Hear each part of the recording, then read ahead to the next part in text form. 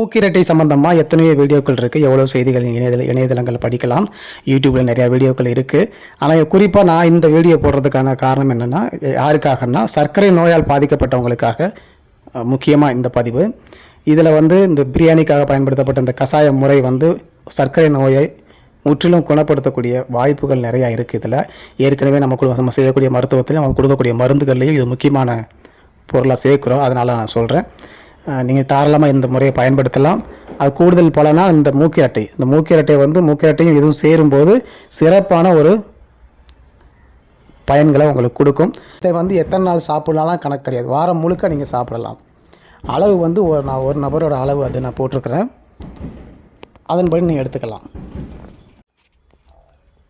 வாரத்தில் 7 நாளும் இந்த கீரையை நீங்கள் சமைச்சு சாப்பிட்லாம். 7 நாள் சாப்பிட்டீங்கன்னா இன்னும் சிறப்பு, சீக்கிரமாக நான் சொல்லக்கூடிய சர்க்கரை நோயிலேருந்து வெளில வந்துடலாம். அதே போல் சிறுநீரகம் சம்மந்தப்பட்ட நோய்களை சரி பண்ணுங்கிறது பல பேருக்கு தெரியும். சிறுநீரகம் சார்ந்தது, கண் சார்ந்தது, மூல நோயால் பாதிக்கப்பட்டவங்களுக்கு இப்படி பல நன்மைகளை இந்த மூக்கிரட்டை கொடுக்குது. இந்த மூக்கிரட்டையை சர்க்கரை நோயாளிகள் தான் பயன்படுத்தணும்னு கிடையாது, வந்தவங்களும் பயன்படுத்தலாம், வராமல் இருக்கவும் பயன்படுத்தலாம். சும்மா எதுவுமே இல்லை, எங்கேயோ போய் 10 ரூபா 20 ரூபா கொடுத்து ஏதோ ஒரு கீரையை வாங்கிட்டு சமைக்கிறதுக்கு வீட்டு பக்கத்துலேயே சாலையோரத்துலேயே கிடைக்கும். காடுகள்லேயோ வயல் வரப்புகள்லேயோ இல்லை ஏதோ ஒரு புதர் பகுதியில் கிடைக்கும், எளிமையாகவே கிடைக்கும். இப்போ சாலையோரமாக கிடக்குது நம்ம எடுக்கக்கூடாது அப்படின்னு நினைக்கக்கூடாது. எடுத்து நல்லா அலசிக்கோங்க, அலசிட்டு சமைச்சு சாப்பிடுங்க.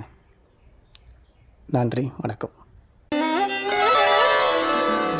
தொல்லையிரும் பிறவி சூழும் தலை நீக்கி